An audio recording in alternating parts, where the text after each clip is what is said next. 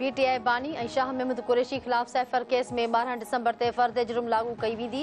Cipher case जे official secret act तहत ख़ुसूसी अदालत जे जज अब्दुल हसना ज़ुल्करनैन अडियाला जेल में ॿुधणी कई। पीटीआई बानी ऐं शाह महमूद कुरैशी खे केस जी कॉपी फराहम कई वई। ॿुधणी 12 डिसंबर ताईं मुलतवी।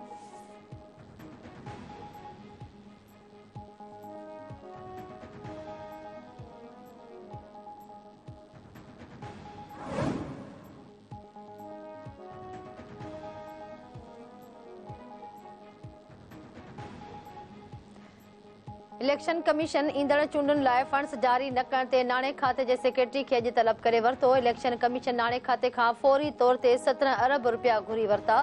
Chief election commissioner Sikandar Sultan Raja तरफ़ां फंड्स जारी न थियण ते वज़ीर आज़म खे ख़त लिखी आगाही ॾिनी वेंदी। बजट में ईंदड़ चूंडुनि लाइ गॾियल तौर ते 42 अरब रुपया रखिया, पर हिन वक़्त ताईं रुॻो 10 अरब रुपया जारी कया विया आहिनि। इलेक्शन कमीशन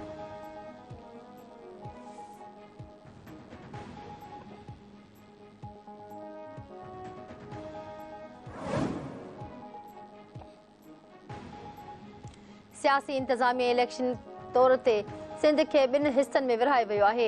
MQM पाकिस्तान जे अॻवान डॉक्टर ख़ालिद मक़बूल सिद्दीकी चयो आहे त चीफ इलेक्शन कमिश्नर मां उम्मीदूं आहिनि, पर यकीन न पियो अचे छाकाणि त संदसि मातहत टीम कंप्रोमाइज़ड आहे। जेकॾहिं शफ़ाफ़ चूंडूं न थियूं त बहिराननि में वाध थींदी। तकबंदनि बाबति समूरा मामला अॻूणा वॾा वज़ीर ॾिसी रहिया आहिनि। मुतहदा वफ़द जी चीफ इलेक्शन कमीशन सां मुलाक़ात नईन तकबंदनि समेत मुख़्तलिफ़ ख़दशनि खां आगाह कयो। PP अॻवान शर्जील इनाम मेमुण रद्द अमल ज़ाहिर कंदे चयो आहे त चूंडूं वेझो ईंदे ई MQM लसानियत ऐं तासुब जी ॻाल्हि कंदी आहे। कराची जा बाशऊर अवाम मुतहदा सियासत खे रद्द कयो आहे। MQM वटि न मैंडेट आहे न ई अवामी मक़बूलियत।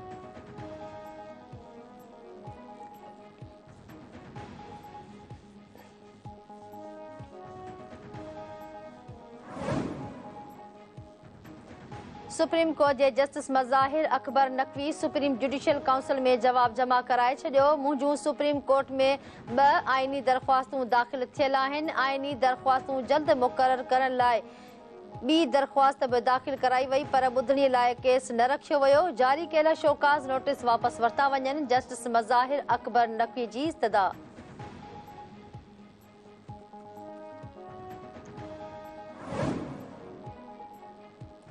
सीड़पकारी खे हथी वठाइण लाइ हाकारी हिकमत अमली जोड़ी पई वञे।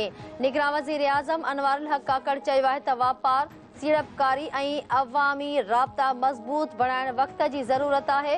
परॾेही सीड़पकारनि खे मुल्क में बहितर माहौल ऐं तहफ़ुज़ फ़राहम कयो वेंदो। गॾियल अरब अमारात विच ओभर में पाकिस्तान जो वापारी भाईवार मुल्क आहे। ॿिन्ही मुल्कनि में IT समेत मुख़्तलिफ़ शोबनि में सहकार जूं सलाहियतूं आहिनि।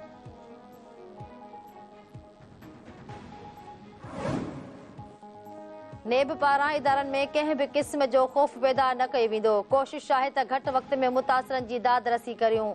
नेब चेयरमैन लेफ्टिनेंट जनरल रिटायर्ड नज़ीर अहमद लाहौर में तक़रीब खे ख़िताब कंदे चयो त हर 10 मां 7 माण्हू हाउसिंग सोसाइटीज़ जा मुतासिर आहिनि।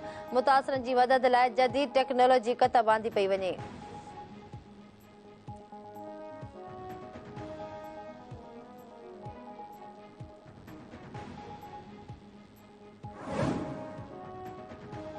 गड़ी यासीन भरसां महर मारफानी तकरार तां हथियारबंदनि जी फायरिंग में 2 ॼणा क़तल। मारफानी बिरादरी जी मोटरसाइकिल सवार हथियारबंदनि ॻोठ खाही वटि नौजवान मथां फायरिंग कई।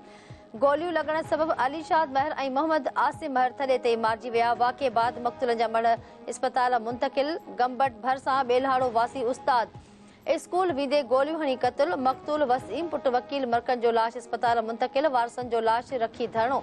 जवाबदारनि जी गिरफ़्तारीअ जो मुतालबो।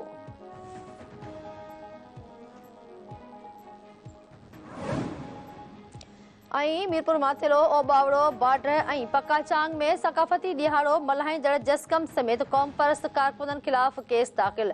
सरकार जी फ़रियाद ते दाख़िल FIRs में सुञातल ऐं अणसुञातल जाबदार ॼाणाया विया। FIRs जे मतन में ॼाणायो वियो आहे त क़ौम परस्त कारकुननि रैली दौरान पाकिस्तान ख़िलाफ़ नारेबाज़ी कई।